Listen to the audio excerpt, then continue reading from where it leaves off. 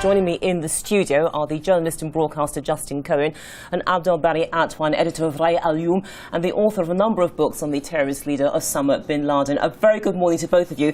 Really, I'd like to start this by throwing this out for both of you to answer, but starting first with you, Abdel. It is the ceasefire itself, these talks that we're having in Cairo. How will the whole package be regarded by many Palestinians? Well, actually, first, the expression or terminology of a ceasefire is wrong, because Gaza was under attack, under aggression from a superpower, which is Israel. So now we are trying, or the international community trying to stop this aggression against 2 million people squeezed in 150 square miles. Many people were killed, 1,400 people, quarter of them are children, were massacred by the Israeli bombardment in Gaza.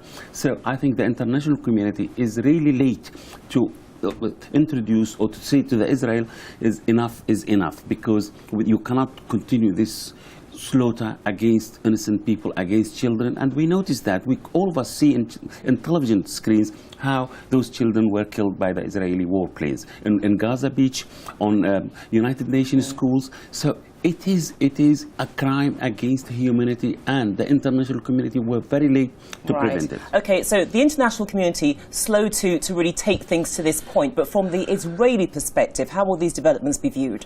Well, first of all, I think we've come a long way, it seems, in 24 hours. This time yesterday we were looking at the calling up of further reservists. Now we're looking at a 72-hour ceasefire, and I think that must be welcomed. I hope that it can lead to some substantive talks that can bring some quiet. But Abdel seems to be conveniently forgetting that Israel was responding to a continuous rocket fire over many, many years. And this action that was taking place wasn't a war of aggression, it was a war of defence. No. And those rockets were continuing up to this morning, coming across. Well, they were. These rockets did not kill a single Israeli child. Your rockets, which supplied by United States and the West, killing 300 children at least under the age of 10 and age of 5, and some of them infants. But it's a principle that Hamas or the resistance in Gaza, they did not kill a single Israeli child. Israel killed 300 Palestinian child, and they know when they are killing children, and we saw that on the massacre on Gaza Beach. Let me just leap in here, though. I think the point that he's making is, look, Hamas has been threatening us with rockets. We have to defend ourselves. We have been brought to this stage. We gave Hamas fair warning, stop this now. They didn't heed the warnings. We have now reached this stage. It's unfortunate that so many civilians have been killed, but Hamas provoked us. No civilian were killed by Hamas missiles. What is happening? But it's still the principle of firing the rockets and targeting Israelis. No civilians were killed. There were civilians killed. How many civilians? 2 civilians being killed by Hamas. 2 civilians. How many civilians were killed in Gaza? Every rocket that comes over from Gaza is meant to indiscriminately target civilian populations. Let me explain. Gaza under a siege for the last 8 years by the Israelis. There is no electricity, there is no water. People cannot go to the beach because of this sanction. Why? Because the beach is contaminated. Israel refused to supply Gaza with the basic needs to have sewage treatments. And so the sewage, all that, go to the sea. Because of that Israeli sanction, Gaza is sealed. This is the only war on earth. You don't have refugees. You had refugees in Rwanda, you have refugees in Syria, in Iraq. But because of the Israeli kindness, they sealed Gaza Strip completely. So people are suffocated there. They no normal life. They are human. They are treated worse than animal. This is the problem. Yeah. So they are protesting, saying, we under siege. We are treated in a very, very miserable way. So we want this siege to be lifted. Again, I'd like to leap in here. I mean, 2 points you've raised there about the siege of Gaza being raised, but I think that preceding that, Justin, is this whole point about disproportionality. I don't want to go down the numbers game, but unfortunately, when you look at the numbers, it's the Palestinians who've borne the heaviest casualties, fewer casualties on the side of the Israelis. And in that sense, it is an unfair contest, because you've got Hamas fighting against a regional superpower which is backed up, militarized by a global superpower, the United States of America. I understand that, and I totally understand why the public opinion is very much with the Palestinian people. I understand why people are taking to the streets to protest.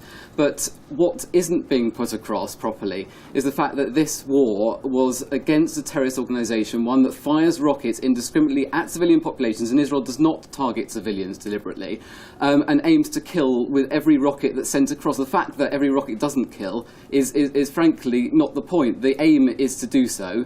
And Hamas is looking not just to take over the West Bank or to take over parts of Israel, but it wants from the river to the sea. That's Hamas's aim. Not only that, but it wants to kill Jews around the world as well.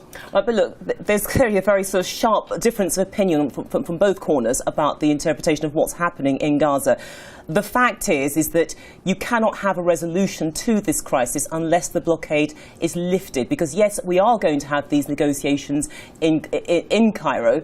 But what Hamas is saying, indeed the Palestinians want to have this blockade lifted because you cannot have normality as long as it is preserved. I think we'd all like to see a situation where restrictions are lifted. However, what we've seen in the recent years since the evacuation of Gaza is that the international community has placed extra pressure on Israel to have less restrictions. More cement and other items has been brought in. And what's the result? The tunnels that we have found that have gone from Gaza into Israel and are continuing to cause a threat. OK, let me bring in Abdel. Supposing, for example, that the blockade was lifted, these restrictions, but there was some form of supervision on the ground. From the perspective of the Israelis, they're saying, look, these tunnels are being abused. Food is coming in, but along with the food, there are other unwelcome components. Yes, because, if you are bombarded by Israeli every 2 years, in 2006, 2008, 2012, and now, so if you are bombed by the Israeli, what to do? And the other thing is, look, listen. Hamas, for example, he is talking about Hamas. But what about Mahmoud Abbas in the West Bank? He gave the Israeli 80% of historical Palestine. He was talking for 20 years with the Israeli for the two-state solution. What happened? He was humiliated. He was actually embarrassed in front of his people. And the Israeli are building settlement. They are settling 700,000 Israeli settlers in Jerusalem and the West Bank.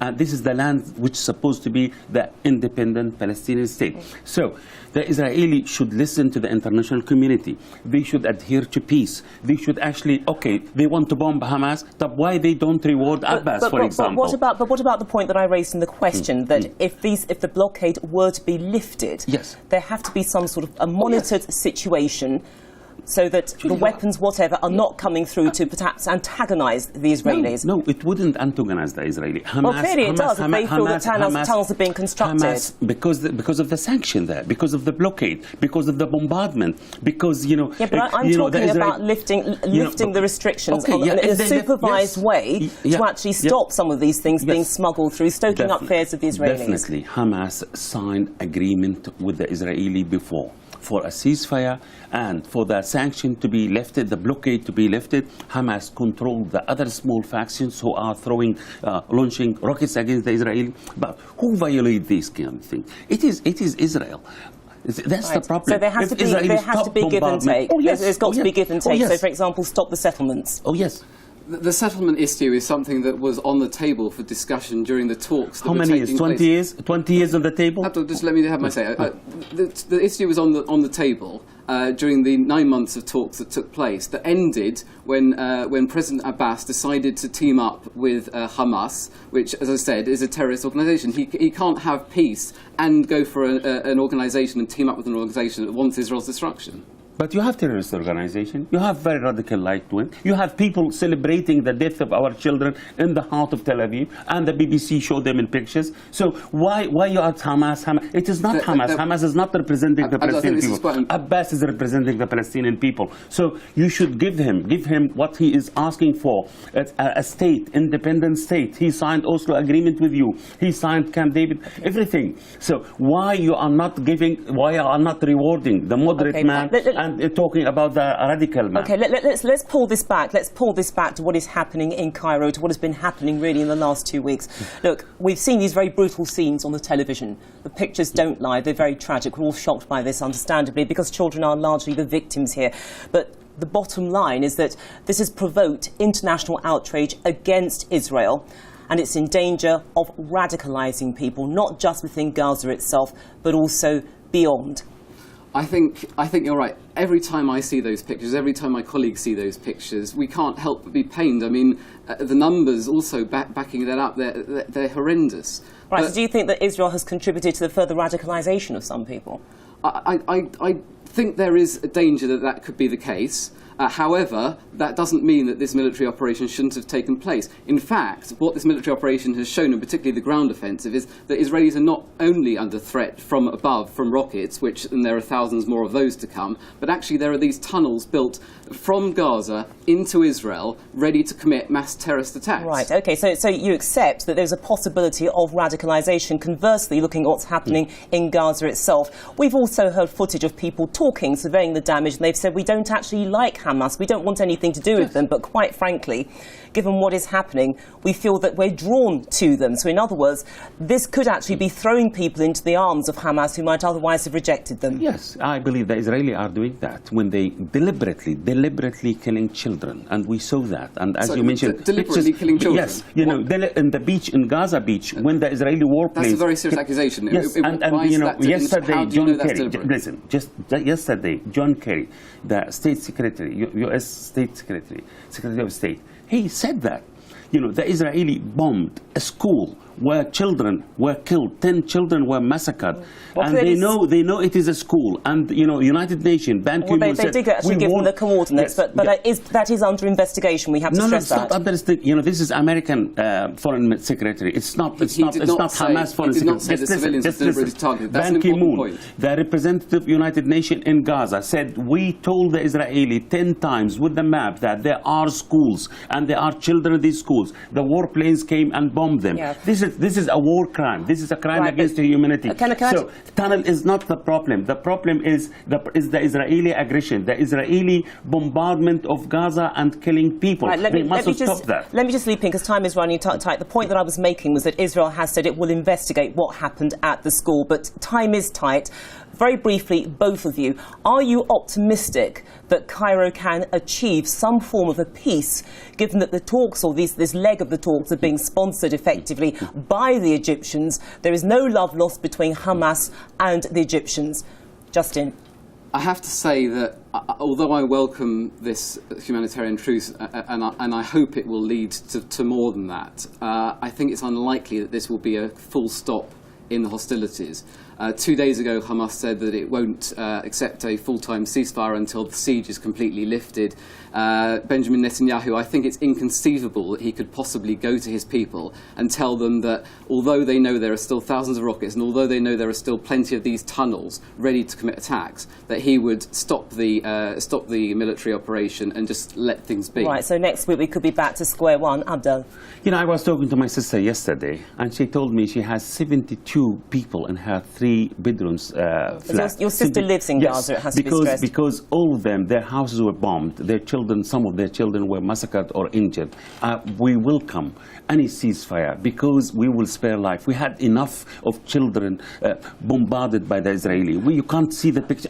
I stopped watching television because it is horrifying towards those children dismembered. It is really, anything which save those people from the Israeli death inflicted on them, it will be great. We have the ceasefire, but what about this leg of the negotiations happening in Cairo? Are you hopeful they can achieve some form of a lasting peace, something which will give people respite? Actually, I wish these talks will succeed. I am optimistic because people actually had enough. Three weeks of bombardment is too much. So the international community doing their best to stop this Israeli aggression against innocent people. We had enough of dead children.